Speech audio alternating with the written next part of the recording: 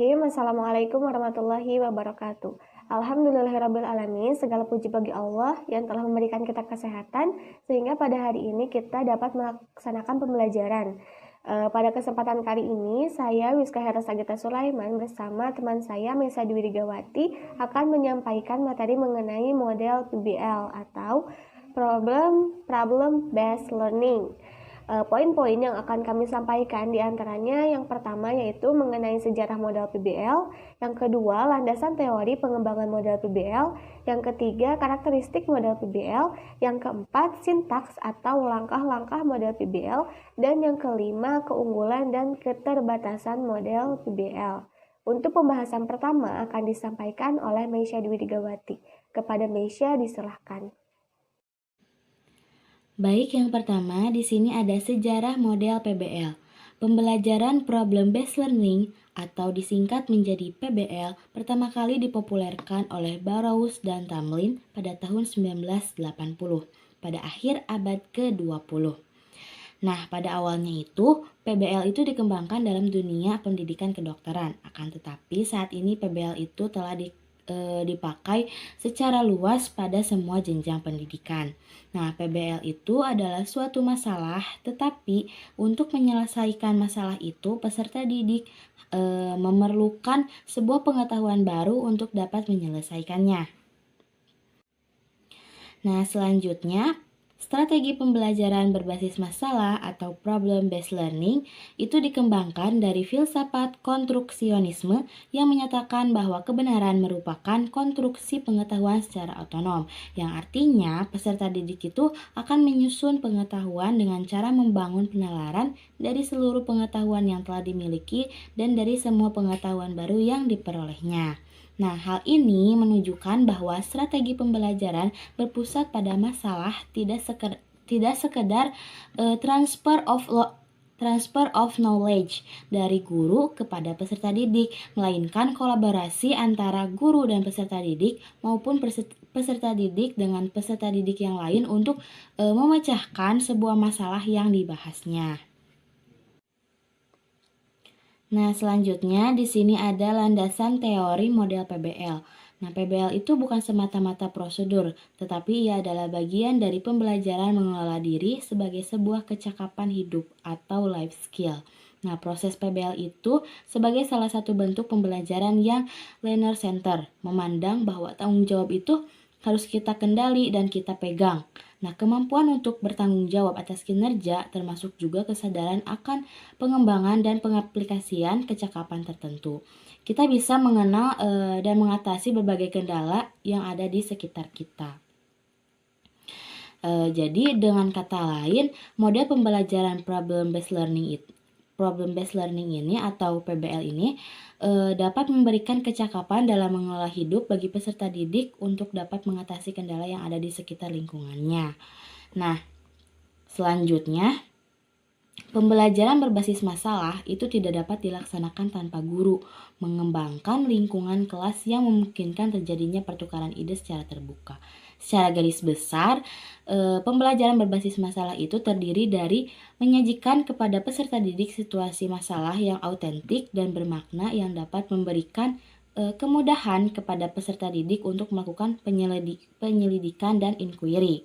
Nah, jadi pada intinya PBL ini atau Problem Based Learning ini merupakan inovasi strategi pembelajaran yang menggunakan permasalahan dunia nyata sebagai konteks belajar untuk melatih kemampuan berpikir kritis dan keterampilan pemecahan masalah sehingga siswa itu memperoleh pengetahuan baru dengan caranya sendiri dalam memecahkan permasalahan. Selain itu, peserta didik juga akan mendapatkan berbagai keterampilan dalam proses pembelajarannya. Seperti itu.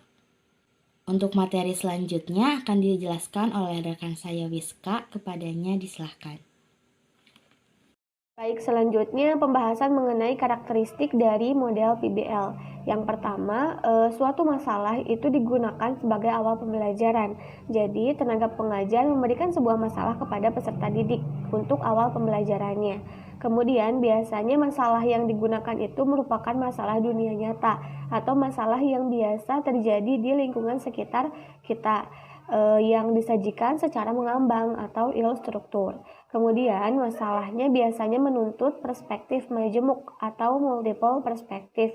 Jadi perspektifnya itu beragam.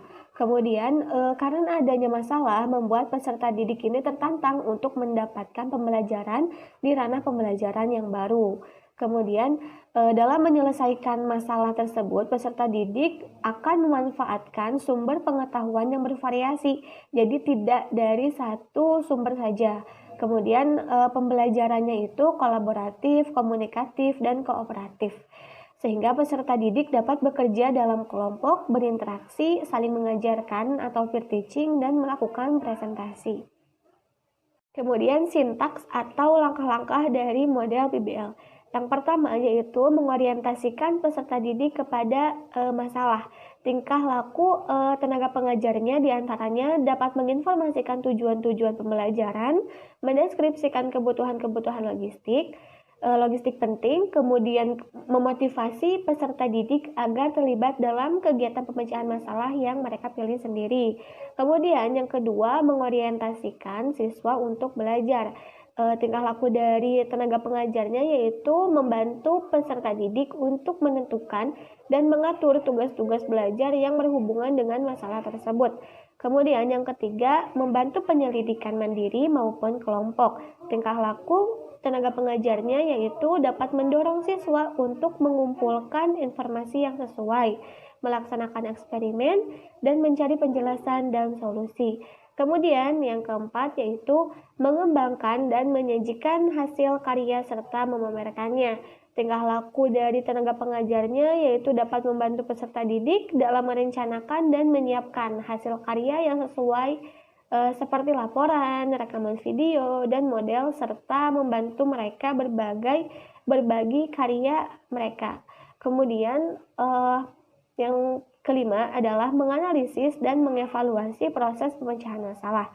Tingkah laku dari tenaga pengajarnya yaitu dapat membantu peserta didik untuk melakukan refleksi atas penyelidikan mereka dan proses-proses mereka yang mereka gunakan. Selanjutnya yaitu keunggulan dari model PBL. Yang pertama, menantang kemampuan siswa serta memberikan kepuasan untuk menemukan pengetahuan baru bagi siswa.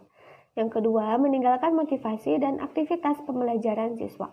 Yang ketiga, membantu siswa dalam mentransfer pengetahuan siswa untuk memahami masalah dunia nyata atau masalah yang ada di sekitar kita. Kemudian yang keempat, membantu siswa untuk mengembangkan pengetahuan barunya dan bertanggung jawab dalam pembelajaran yang mereka lakukan. Kemudian yang kelima, mengembangkan kemampuan siswa untuk berpikir kritis dan mengembangkan kemampuan mereka untuk menyesuaikan dengan pengetahuan yang baru.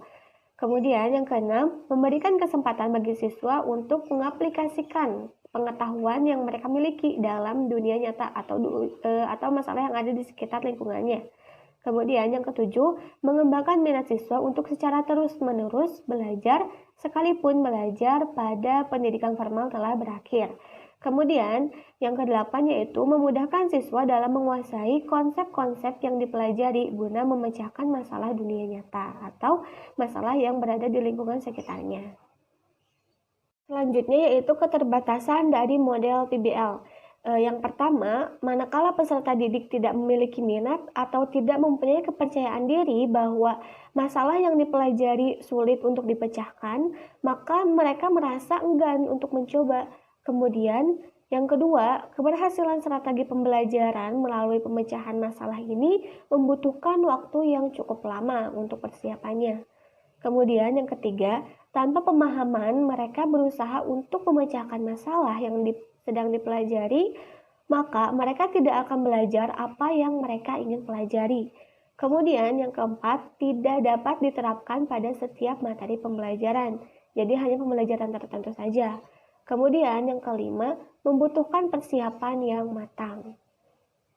Mungkin sekian pembahasan materi yang dapat kami sampaikan. Terima kasih atas perhatiannya. Mohon maaf atas kesalahan dan kekurangannya. Akhirul kalam. Wassalamualaikum warahmatullahi wabarakatuh.